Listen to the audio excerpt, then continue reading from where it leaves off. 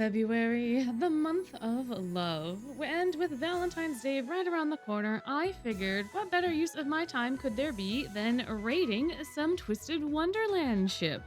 Now, I am not in the shipping space. I don't really know exactly what goes on in there, at least nowadays. And for Twist specifically, I haven't really indulged in anything outside of our fanfiction reading streams. However, I think I've got a good handle on some of the more popular pairings, and so those are what we're going to be diving into today. Naturally, I will not be going over every single ship in existence because that's a lot, and I don't have time for it. And of course, this will be canon x canon with no incestuous or incestuous-leaning ships. Along the way, we'll be talking about some EN server story content, so consider this your spoiler warning. Now, we're going to be starting off with one of the more popular ships, I think, in my very limited knowledge, and that is the Floyd x Riddle ship, the Florida ship, or Florid. This one I think is very fun. There is a delightful chemistry between the two characters of Floyd constantly picking on Riddle and Riddle not having it at all. There is an appeal here that I can see due to this dichotomy and having these super opposite folks getting together. It's kind of an enemies to lovers thing, but it's also a little one-sided. I don't really know where to put it, but it is one that I think is funny or can be funny in the right instances. Riddle is somebody that wants to be a little more unrestricted, and we get to see this very clearly on display in his dream in book 7. And I think if that Riddle met Floyd, the two of them would probably be pretty good friends, at least for a while. And I think perhaps with Floyd's influence, Riddle could start to have some resemblance to that version of himself. I don't think that he would ever go full torque, but I do think that he would start to loosen up a little bit given Floyd. And then the opposite could be said for Floyd. He could become a little bit more mellow due to Riddle's rule-following nature. I don't know, it's a very fun time. I can see why the dynamic is liked by people. It's not my favorite ship, but it is a ship that I do think is fun. So for it, it's gonna go up into Hearts Beaten. It's not quite top tier, but I think it's more than lukewarm for sure. So it's kind of gonna get in that little middle section there. Now, the next one is Riddle and Azul. This one, I don't know exactly where it came from. Maybe the duo lines. And of course, book 6, where they're stuck in the tower together. That's a very fun time, the two of them. But I think it is another interesting ship. This one is definitely lukewarm for me. I don't fully understand it. I don't see it happening, and I don't feel like it falls into any of the tropes that I'm aware of for these sorts of things. The two are rule followers in their own ways, Riddle a little bit more literally and Azul a little bit more unethically. However, they do have moral codes and they stick to those moral codes, and they're not necessarily as chaotic as, say, a Floyd would be, or even a Jade. Azul's contract shtick and his tendencies to ensure that things will go his way, or that he will at least have the highest chance of success in whatever his endeavor is, I think does speak to similar aspects of Riddle, ensuring that the rules are followed and keeping everybody in line and keeping everybody safe. There is a kind of anxiety that the two of them share within that, I think. Azul is quite insecure due to external bullying from peers, and that has caused him to crave this sort of security, which manifests in him creating these contracts and with him trying to basically rig the dice rolls in his favor. Riddle, similarly, has followed the rules to keep himself safe and is now projecting that onto other people. A lot pre-Overblot, but even still a little bit post-Overblot. So I think the two of them could bond over their similar pains and the way that they both have chosen to react to that. However, I still feel like there's a decent amount of animosity between them that would keep them from becoming an item. There's more animosity with Floyd and Riddle. However, Riddle's anger, I think, could very quickly be turned into passion in the right circumstances. I don't think that's true with Azul. I don't think that that applies. There's not enough emotion happening between the two of them that we get to see in canon for me to be putting this on the same tier as the last ship. Next up, we have Riddle and Trey. This is one that I personally do not like. So it's going into the bottom of the sea, which I should also probably make a deeper, darker color for the sea. I don't like Trey and Riddle together because of their specific history and their dynamic. The two of them really are strangers, but they are also childhood friends. And it's a very weird middle ground because of Riddle clinging to these memories of when he was little and the joy that they brought him, but understanding that what he did was, supposedly wrong and all of this kind of stuff, and then harboring all of those negative emotions. And then you have Trey, who feels guilty, but was also traumatized by Riddle's mom, but feels like indebted to Riddle in a very weird way because of the actions that the kiddos undertook when they were children. There's just something about that bit of backstory that I don't think lends itself very well to a romantic relationship specifically. I do understand that it is the trope of like childhood friends now, grown up, and they start hanging out and going out and smooching and all that kind of stuff. I understand the trope that this relationship follows. I just don't think that it works very well for these specific characters. And it might just be because Trey is so timid with how he handles Riddle, and he very much babies him. And I don't think that you can do that in a romantic relationship and have it work out well. So even if they did date, I don't foresee it going very well. I don't know. I don't know how to describe it properly. I don't know. I don't know why, and I cannot articulate it properly, but it doesn't feel right to me. Ace and Deuce, though, your honor, they're gay. There's no way out of this. We plead guilty in this case. The two of them have such a fun dynamic. And this dynamic can be 100% platonic also as well. Like it does not have to be romantic. I am ranking romantic ships. But I just love the two of them so much. They really banter extremely well off one another. You have, again, opposites like you do with Floyd and Riddle, where you have Ace being a little bit more of a loose cannon and Deuce being a really, really trying hard to not be a loose cannon and to rein himself in. They're just so delightful together. It also helps that they're both the same year. They both just got here. They're starting their college careers together. Maybe there's some sort of tension that plays out. They're also roommates. Oh my God, they were roommates? There's a lot of little factors that I think combine to make them a very intriguing and interesting couple. And again, I probably did not articulate myself well enough to say why I love them the way that I do. But they're just such a fun time. And I feel like this is a ship that you can have a lot of fun with and a lot of the emotions and things. I don't know. It just works. It just works. Another one that I think is lukewarm is Cater and Trey. This ship comes up almost every single time that we do Gardic Phone on a community night.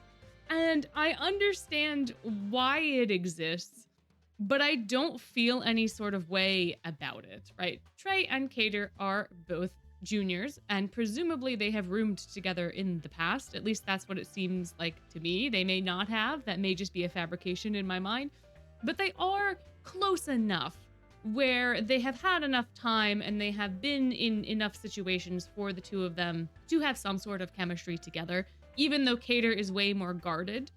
It could be Trey trying to chip away at Cater's shell and have him feel comfortable, and then Cater reckoning with those feelings, but eventually they have a very solid bond because of the way that they have worked through their issues with one another and built their relationship upon that sort of foundation of trust. We also get to see a lot of them interacting in book one, particularly in the anime. It really feels like they're the mom and dad of Hearts the Bull that are keeping their whiny toddler Riddle in line so that the rest of the people don't have to suffer as much. That is a vibe that I get from them. And I think because of that, because they feel like the parents of the dorm. However, it is not something that I personally gets my heart beating in any sort of way. I can see it. It's realistic. It's a bit better than the Riddle and Azul ship for sure. But it's just not quite on that other tier. It's not as enjoyable to me. It feels too logical to me, I guess, for me to be putting it anywhere else than where it is. So that's where I'm gonna leave them. We have Trey and Rook though. This one's in a hearts be beating, but it's a little hard for me to explain exactly why. I just think that this ship is so goofy. Both Trey and Rook are members of the science club. They have hung out enough for them to have been able to learn about each other and then perhaps maybe start dating, sure. Rook is a lover of pretty much everybody. I feel like Rook would be down to date most of the cast, although he does have his boundaries. As we can see in the second Halloween event, the Spectre Soiree, when Sebek starts prying into his past and Rook is like, can you please not? But he says so very nicely. However, also in that event, guess who comes to Rook's aid and saves him from inquisitive Sebek? Trey. Maybe that was the moment that their relationship started to blossom into something other than friendship, because Rook felt seen by Trey, because Trey was kind of able to pick up on his discomfort discreetly. Well, maybe compared to Sebek, anybody could pick up on the discomfort more discreetly, but Trey was able to do that, and I think that maybe could have helped Rook a little bit. I don't know. I just find them delightful together. And I don't really know if I find them delightful in a romantic context specifically. So they're not going up into Your Honor, they're gay, but they are going to stay in Hearts Be Beating because I just think it's a very fun and very unexpected pair. You have that duality again where Rook is very extroverted and he's out there and he's very much himself. And you have Trey, who is very much the opposite of that. He wants to be normal. He wants to fade into the background. He doesn't want to draw attention to himself. He really just wants to like get through life with his head down, focused on whatever he wants to do. And it's funny because Rook in a way can also do that because he's a huntsman. However, he's just way more charismatic and energetic, at least in situations where he is, not trying to purposefully conceal his presence. I think the moral of the story so far, given where everybody has ranked, is that I just like opposites. And because my little bias is coming in here, they're gonna stay in Hearts Be Beating. Another thing that I love is Doomed Yaoi. Oh my lord, it's so fun to have something be so bright and shining and tragic at the same time. And that could not be better said about Azul and Jamil. Azul is head over heels for Jamil. It is so glaringly obvious in every interaction the two of them have that Azul really likes this kid. Now, he could really like him because he sees him as being useful, because Azul is one of the few people early on that can see Jamil's talents and see his smarts and see what he's hiding, right? And I think that really intrigues Azul because Azul, A, is very profit driven. So if he could get Jamil on his good side, then he could get something out of the relationship regardless. B, Azul likes having blackmail on people so that he can feel secure. And I think Jamil is someone that's guarded enough to recognize what Azul is doing and how Azul is manipulating to be able to put his foot down. And I think that Azul might find that fascinating, and that has spurned on this attraction of sorts. But it really feels like Azul is down bad.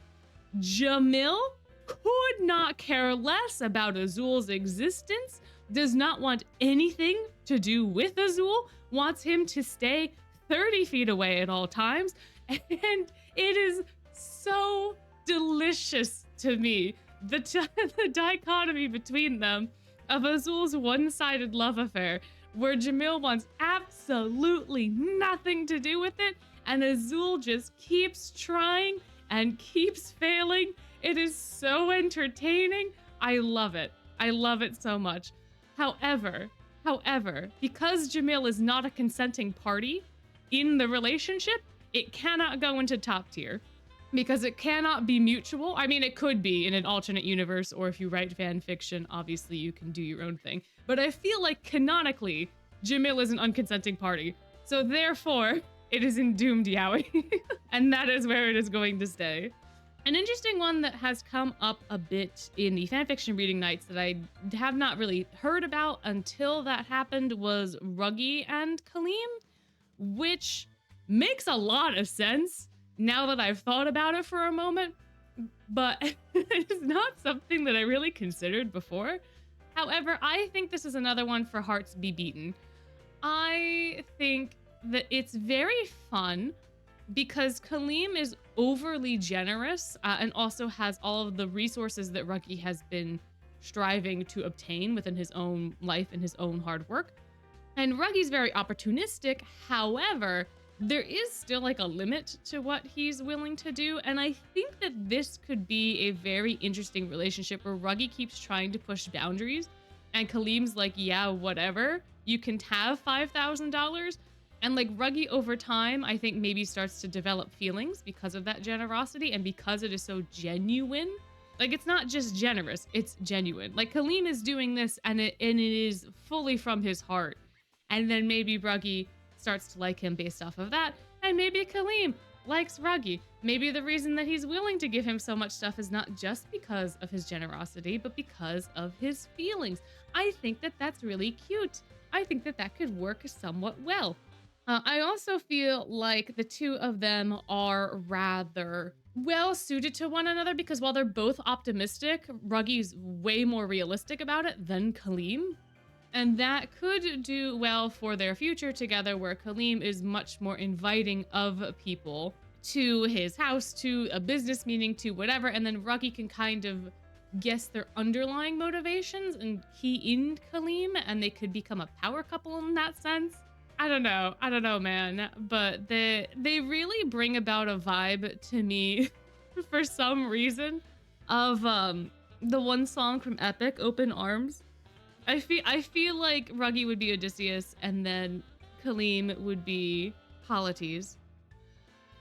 But it's a fun moment. It's a very fun little pairing, and I do like it quite a bit. I feel like it could work. I feel like they'd both be fine with it. They're both sophomores. They both have had some experience with one another. In fact, we get a whole vignette where Ruggie is technically taking advantage of Kalim to get a free meal, but Kalim then opens up and becomes a boon to everybody, which is also something, now that I'm thinking about it, that Ruggie would also love, because Ruggie was brought up to share resources with everyone else and to have that solidarity. So I think for Kalim to not only be feeding him, but then just open it up to the whole school, and it's a very similar thing from what Ruggie did in book 4 when he was going home and he was bringing all that food back with him. So I think there's a way that it works. It's cute. It's nice. I like it. I like it a lot. You know what? I'm going to put it at the top of the tier. It's going to go above Floyd and Riddle. I think there's enough there that it could be genuine and way more mutual without as many hiccups as some of the other relationships in the same tier. So it's gonna be at the top of that tier, but it's not fully up there. Similar thing is gonna happen with Kalim and Silver. Although they're gonna stay farther down in the tier because I don't really know at this point, before I ramble, whether or not they will have the same sort of cutesy nature to me. Kalim and Silver together seems like a no-brainer because they're both the space cases of the sophomore class. Ruggie, in one of Silver's vignettes, mentions to Leona that Silver is known to be a space case, and Kalim is very similar in that, as we get to see in another one of Silver's vignettes, where they're talking after class and Kalim's like, oh shoot, where's my book? Jamil had to give it to me. Jamil had to do this. Jamil had to do that. And Silver kind of learns that Kalim is helpless without Jamil, right? While he's asking him for advice on how to handle Sebek. I think that the two of them, given that they are good friends and given that Lilia likes Kalim a lot from the pop music club and that they get along, I think that Lilia would be okay with Silver dating Kalim. And I think that Kalim could like Silver and have opportunities to meet with Silver. And I think the two of them being oblivious together is very cute. Silver's also a very good bodyguard, as we get to see throughout the story. So that's a good aspect for Kalim's safety for their future together as well. I don't think that their dynamic of being the wholesome boys necessarily pushes them to the same extent as the Ruggie Kalim ship in my mind. In fact, I'm actually going to put them down into lukewarm tier. And they're gonna go below Trey and Cater. Kalim and Jamil, though, this is one that's a little more contentious because there is a way for it to work. However, in my opinion, the way for it to work only exists on the EN server. So Kalim and Jamil's relationship is very, very complex because it depends a lot on the version of the relationship that you got and how emphasized certain aspects of it were. In EN, the servitude of Jamil's family is downplayed a lot. From what I understand in the Japanese, it is very clear that Jamil is basically Kalim's slave. And I am not about slave master dynamics that are outside of certain forms of adult consensual situations. If that makes sense, I don't want to get demonetized. If it is a legitimate, you own this person sort of situation, not only is that very icky, but there is a wild power dynamic within that makes romantic relationships in a true sense completely impossible. Because the other person's level of consent is basically non-existent when you, the person that has that power, is asking them a question.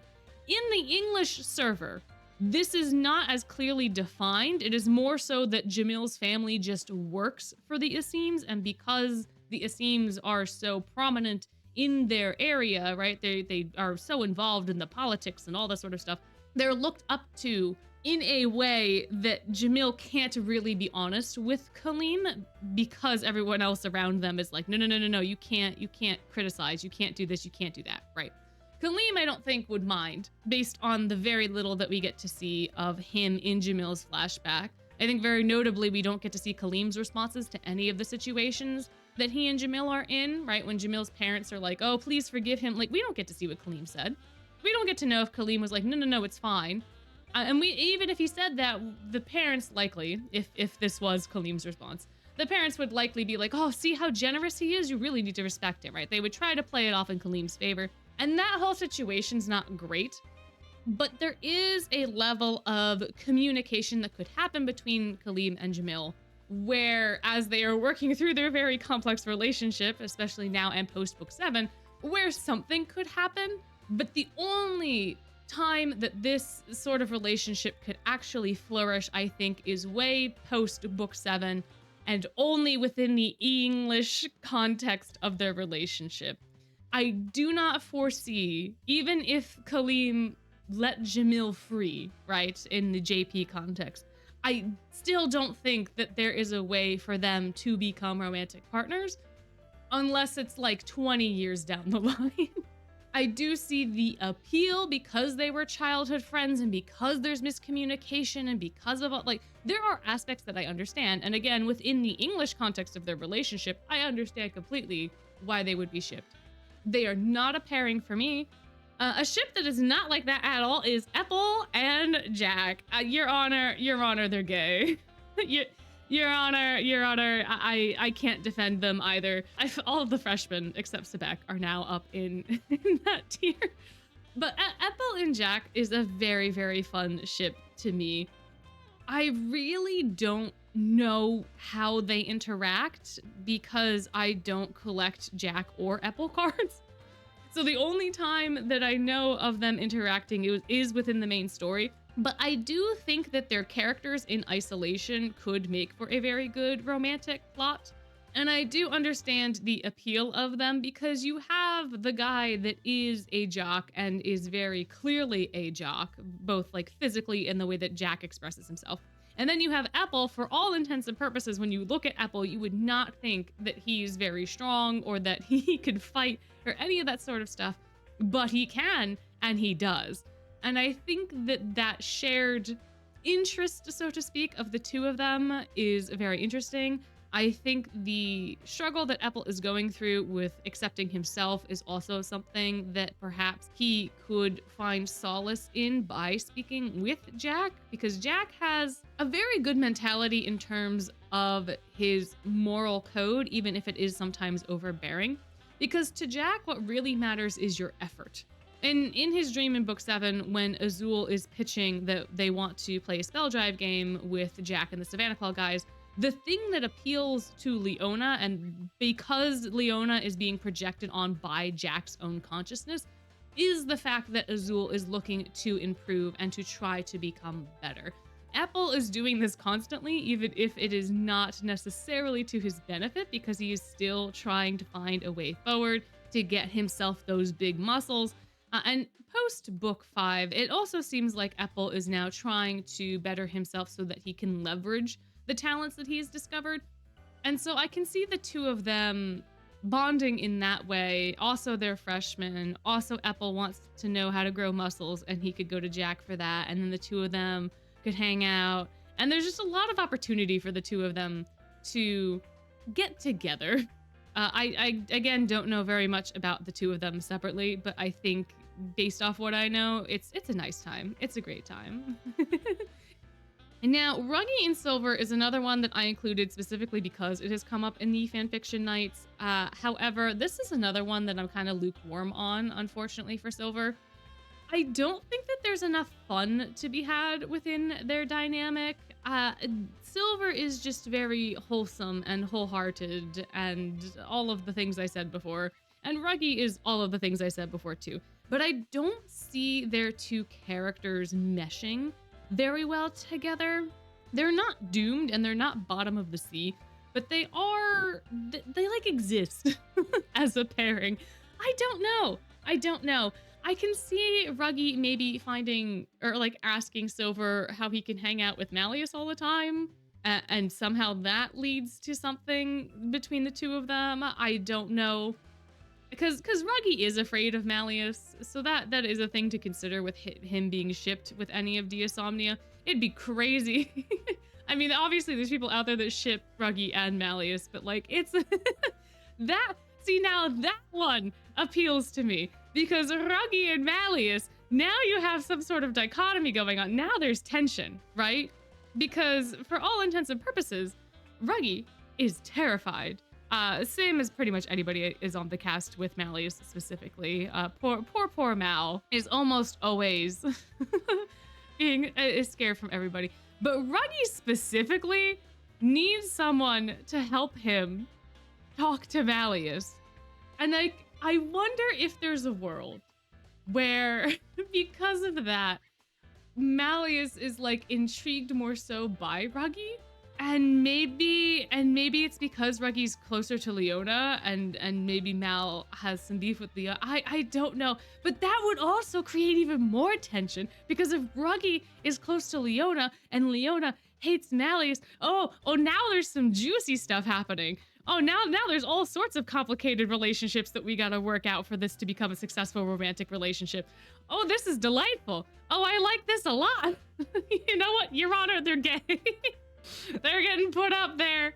I'd never thought about it before, but you know what? I'm in favor. Yep, I like there's so much chaos here. Oh, there's the potential for so much chaos. Oh, I like this. I like this a lot. They're gonna go up there. Another one that has a lot of potential, I think, but maybe is not as spicy because it doesn't have all of the communication issues, is Cater and Malleus. I'm gonna put them below Ruggie and Kalim. But Cater and Mal is just your classic D&D bard seducing a dragon. Like, it is that quintessential encounter. The only two instances that I can recall of Cater and Malleus interacting is Cater trying to use Malleus for clout, and then Malleus being a cheeky little guy by not letting him do that, and then Malleus being really upset that Roaring Drago got water on him, and then Cater suggesting Deuce, right? But both of these interactions suggest a degree of familiarity that the two of them have, which for Malleus is kind of a rarity at NRC. And given how Malleus seems to kind of cling to you a little bit, right? The prefect, based on the very limited interactions that the prefect has, I can see Malleus also clinging a little bit to Cater once he kind of figures out that Cater's a little less superficial than he can sometimes come off as. And I think if the two of them were able to come to that sort of agreement or understanding about each other, then they could be a very interesting hidden couple, I think. There's also the aspect of Cater being a pop music club member, so I think that like Lilia would know that something's going on between the two of them, but wouldn't talk about it. Meanwhile, everybody else on campus, besides like Cater and Malleus, don't know what's going on. Poor Sebek's gonna have like a heart attack eventually whenever he figures that out. But I can see it being this very fun little background thing that's happening that no one really knows about, but it's not exactly a secret. they just kind of chill and hang out. And eventually, you know, Cater gets renowned as being able to talk to the dragon or what have you. They're both also juniors, so they've had a lot of time to get comfortable with one another and get to know one another a bit. It seems like the two of them are in classes together, or at least oh yeah, they would be in class together. I don't know off the top of my head. I don't have anybody's classes memorized, but their last names both start with a D, so I think they're in the same class. So there's plenty of opportunity there. It seems very fun. It seems fun and it seems cute, and I like the idea of it, but it's not enough, I think, to get put in that top tier. But it is delightful in its own way. I quite like that as well. Leona and Vil, I'm so sorry, Your Honor, but they are in fact gay. The two of them have such divorced or like bitter ex. They have so much of that energy. So much of that energy in all of their interactions. I firmly believe that before we get to college, like before we get to NRC in the past like 2 years, the two of them must have dated at some point and then broke up. I am fully convinced that this ship at least sailed at some point, even if it's not shipping now. But you have a delicious energy between the two of them and those interactions and the way that they act like bitter exes. I can see the potential with this ship for them to get back together and have that be some sort of explosive moment. And then do they get ripped apart again? Do they stay? Are they able to handle it? Because they're both high profile figures in their own rights. Vil is a celebrity, Leona's a prince. In theory, that sort of relationship should be taken well by the larger public, because I think that is an issue with celebrities sometimes, is if they decide to marry a non-celebrity, people get really upset for some reason because they think that the celebrity is on a higher tier and the spouse that they've chosen is unworthy of them because they're not on that tier, which is a bizarre train of thought to me.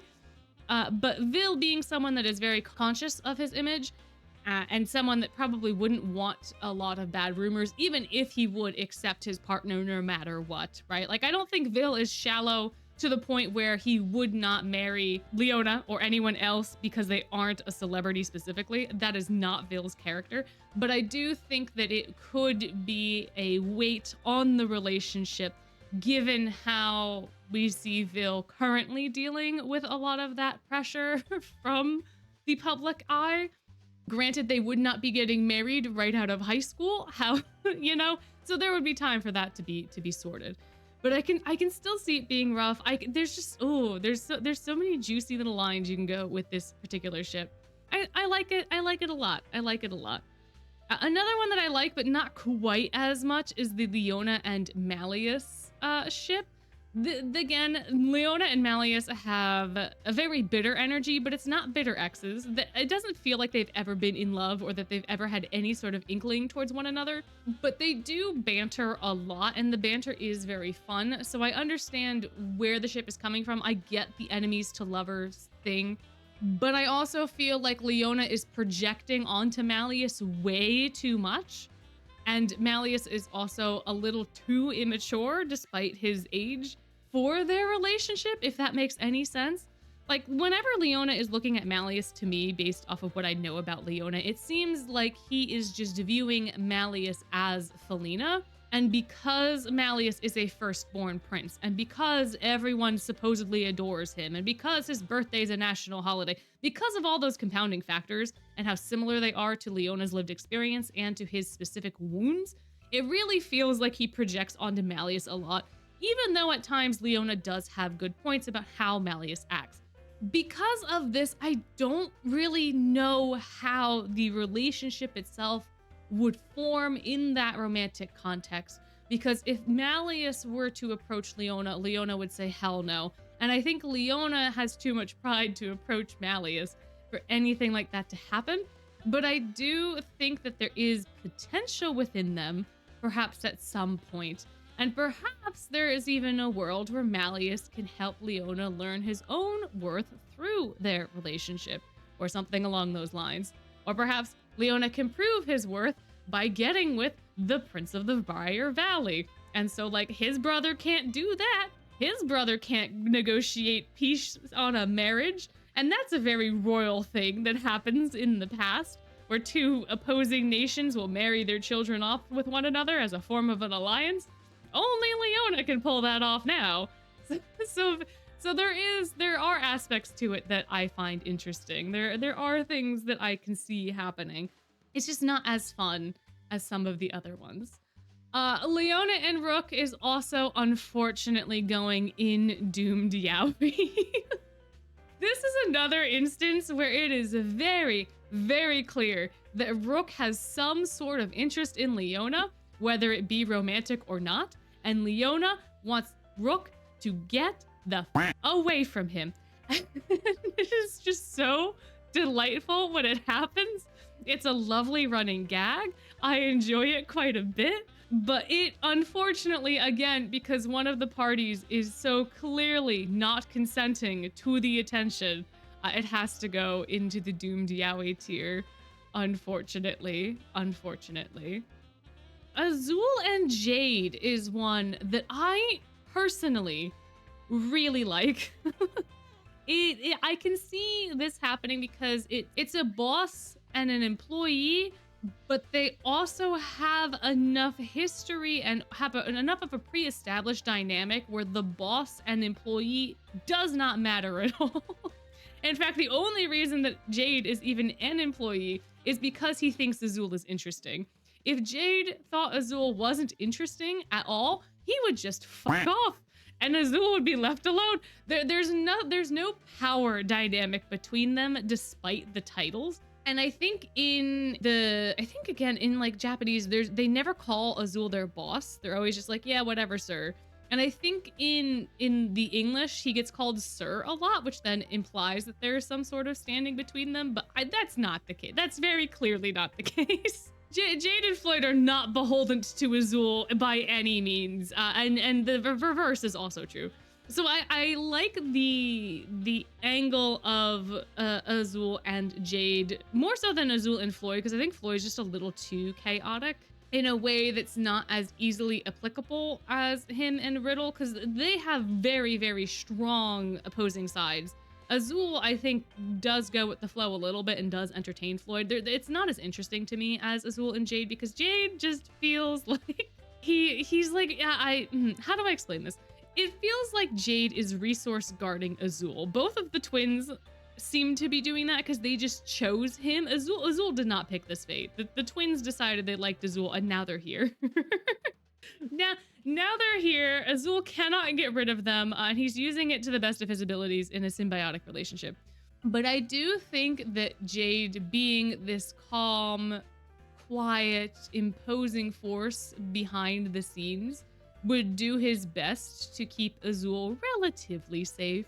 And I think that sort of like protective mode that Jade could be going into is very nice because of the insecurities that Azul has, to me. So in their relationship, you have Azul, who's a little bit more dependent, and then you have Jade, who is very dependable. And I think that the two of them having that sort of supply and demand works very, very well in my brain. Floyd does not fulfill that aspect nearly as well, so he's down a tier. But I can also see the two of them having a good time as well. Who could really say for sure with a Floyd? Jade and Rook, though. Jade and Rook, delightful.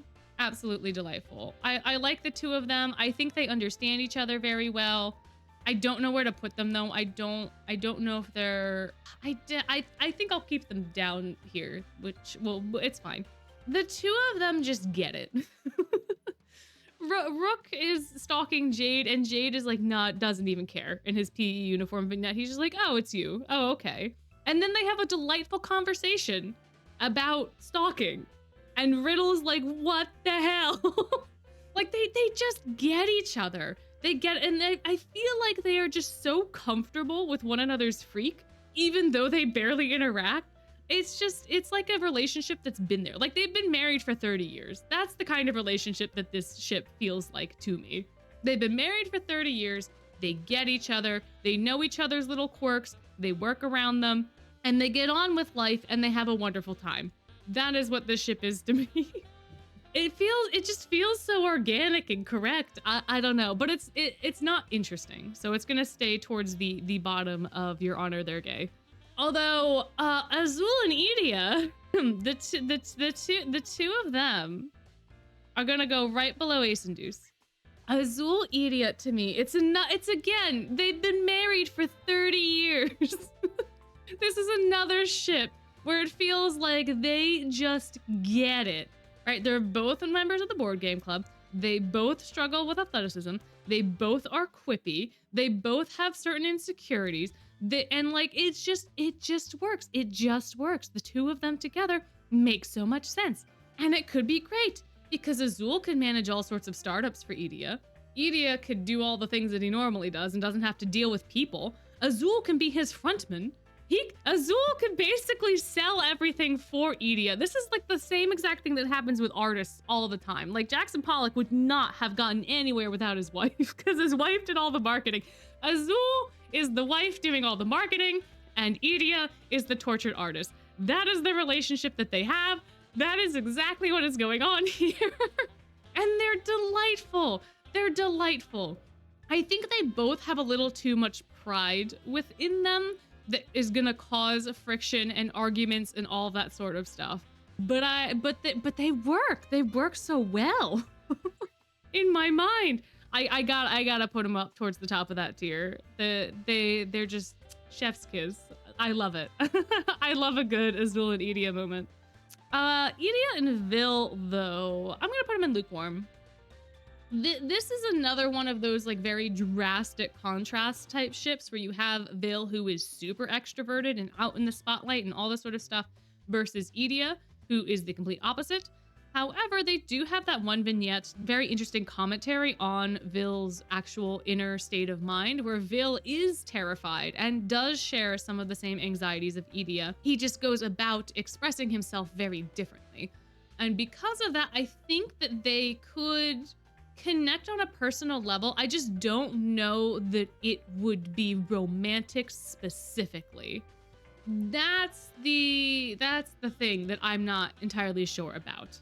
Because I can see them bonding and I could see them understanding parts of each other, but I don't think that Idia would ever want to be fully in the spotlight like Vil is. And for Vil, that's kind of a problem given his celebrity status. So I don't really know. And I don't think Vil is somebody that would force Idia to go out of his shell and out of his comfort zone either. I just don't think that there's enough chemistry between them, even though they share some characteristics, that it would be fruitful in any sort of way. Idia and Malleus is here solely because of descendants, I think, where Hades and Maleficent have a kid or something along those lines. There's something to do with like Hades and Maleficent loving each other. And so they're here because of that. I think that they also have nice extremes where Idia is all technology and Malleus is all ancient. But again, this is a situation where I don't feel like they have the correct chemistry for that to go anywhere. I don't foresee Malleus fully understanding what Idia needs, and I don't think that Idia would have the tact to deal with Malleus properly. So with their only true tie in my mind being like that one photo from the Mickey Mouse Clubhouse thing where Hades is giving goo eyes to Maleficent.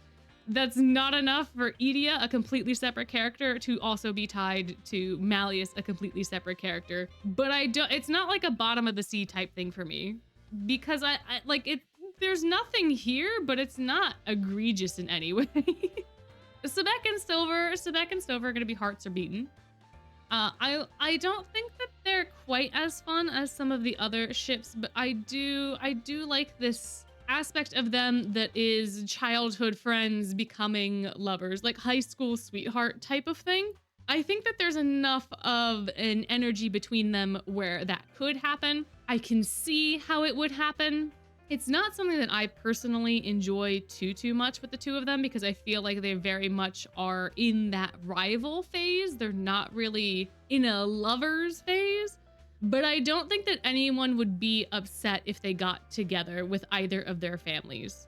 Like, I don't think that Sebek's family would hate Silver, and Lilia obviously already likes Sebek. So like, we're chill in terms of that. And they do have a certain kind of chemistry together. It's just not fully my cup of tea. But I like it way more than any of the other lukewarm pairings, because I do... Actually, you know what? Now that I say that, Trey and Cater should probably also go up into hearts beating. I've changed my mind a little bit on them. I think they could be up there. I think they could be up there. But they're definitely at the bottom. They're like on the cusp between the two tiers. Silver and Sebek are a little bit farther up. I think that they're quite fun. I think that they're fun together. They're definitely above Azul and Floyd, but they're not at the top. They're just interesting. They're just interesting. Also, Malleus should also be down here with Leona. Well, we'll keep them down, and then we'll put Cater up here. I'm just gonna keep changing all of these things the more that this video goes on. Another Your Honor, they're gay though. We have, regrettably, Trey is going into top tier, but he's going into top tier with Jade. I, for some reason, really like the Trey Jade ship. And I think it's because they both are freaky, but Rook's not gonna push Trey. Jade is absolutely gonna push Trey. And I think the resulting chaos is going to be fantastically funny, but also it would be nice for Trey to actually be able to express himself properly and not be afraid of his own talents or himself, or from being able to be in the spotlight. And I think Jade would be the kind of person that brings that out of Trey, while simultaneously understanding his freakiness and being very accepting of it. I can totally see that happening. And I quite like their dynamic, and I like it better than pretty much all of the other Trey ships. So they're staying at the bottom of Your Honor, they're gay. However, going to the top of that tier is Rook and Vil. How are you going to convince me that these two are not secretly dating? How are you going to convince me of that? The two of them have so much chemistry. Rook loves Vil and Nej both, but is specifically able to give Vil confidence in areas where Vil is a little bit more insecure. He's there as his second in command. He's able to critique him properly, which is something that Vil likes, because while Rook is able to help him with his insecurities in some ways, he's also not going to sugarcoat things for Vil, and he's going to give him honest advice that's going to help Vil grow, and Vil appreciates that sort of thing. The two of them just work so well together. I really like this ship. There is, I will have to admit that there is a little bit of a weird power dynamic with Rook being a fan and Vil being the celebrity that Rook is a fan of. It can come off as very creepy in that way, as if Rook was trying to get with Vil and was using any of the means at his disposal to do that. However, firstly, I think that Rook being a lover of basically everyone negates a lot of that attention, because Rook is also looking at Leona. Rook has wandering eyes, and he's not like solely focused on Vil in a way that I think is creepy, the way that it's coded. Secondly, we have evidence that Rook likes Nej a little bit more because Rook's original love, his first love ever, was Nej. So I don't think this is a case of Rook obsessing over Vil. I think Rook really likes Vil, and I think that Rook appreciates what Vil does to make Nej shine, but I don't think that Rook is going specifically at Vil because he's a fan of Vil. And I think that we get to see a lot of instances where Rook is very understanding and respectful of Vil's boundaries throughout the series. And we get to see Vil be the same way with Rook. He does not expose his Checky collection to the entire SDC cast. So there's nice moments with the two of them. There's great moments there. Another ship that I love a lot is Crowley and Crewel, because again, they have such divorced energy. It's so delicious. I don't think that they're toxic exes. I do think that there are problems with this ship, given that Crewel was a student when Crowley was head mage, and we have no idea what's going on with Crowley. This man could be a serial killer for all we know. So it is kind of creepy if you think about it that way, but Crewel is also like 30 years old. Like, he has passed the point in normal human years where age going up is a problem, as long as he's, you know, and because they have such good energy, I don't mind it. I don't mind it. I like it a lot. They're gonna be up there. They're a really fun time. They're really cute.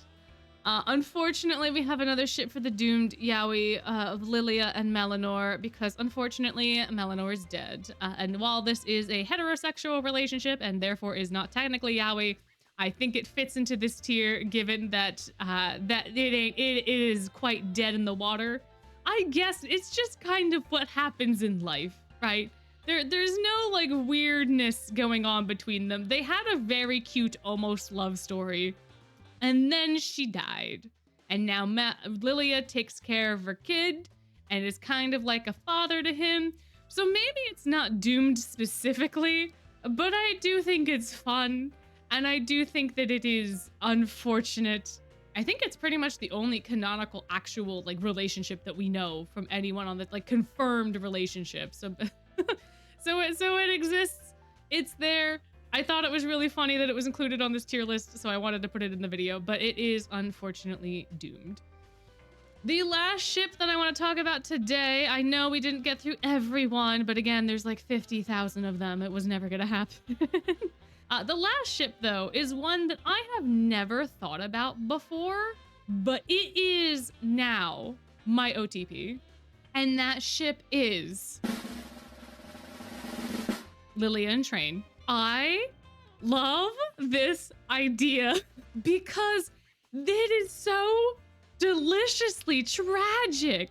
You have two fellows who have both lost the person that they loved. Trey lost his wife. Lilia lost Malenor. You have two old men that have kids, and they're both old. There are so many similarities between them that make it so interesting, but also so tragic, because Trey is still so in love with his wife and wants to tell her about all these things that he's done since she died that he can share with her when they finally are reunited. And then you have Lilia falling in love with Trey, knowing that he has so little time left, and knowing that perhaps there's no way for their relationship to work out because Trey is still so in love with his wife. And then you have the added dynamic of Lilia being way older than Trey, but still technically a student. So then there's that student-teacher relationship that they have to overcome in some way, because you can't have that go public, even though they are two consensual adults, one being like 700 years old, so it's really not a problem. The student thing for Lilia in this particular scenario is very much so just like a label, but for Trey, it may not be, even if Lilia reveals that he's 700 years old. So, but do they get together? Do they not? Is there even a realm of possibility where they could possibly ever get together? I am so invested in this ship now. I don't know what took over, but as soon as I saw this and started thinking about it, I was like, really? Do people ship Lilia and Trey? I am the people. I am them now. They are mine. I love it so much. It's great. It's so great. I love it. Wow, it's such a tragedy. I don't know why I like the tragedy so much, but oh my goodness, it's But anyway, those are all the ships that we are ranking today. This is where I would put them all based off of all of my opinions. And of course, this is an opinion piece. If you disagree with where someone got placed or you have a different OTP, that's totally chill. And you can let me know all of your thoughts down below in the comments if you think I should have rated people in other places or if you just want to yap about your OTP. If comments aren't your thing, you could always like and subscribe instead to let me know that you liked this video and want more content like it. But before you go, I just have to remind you that you're amazing, and I hope you have a wonderful day.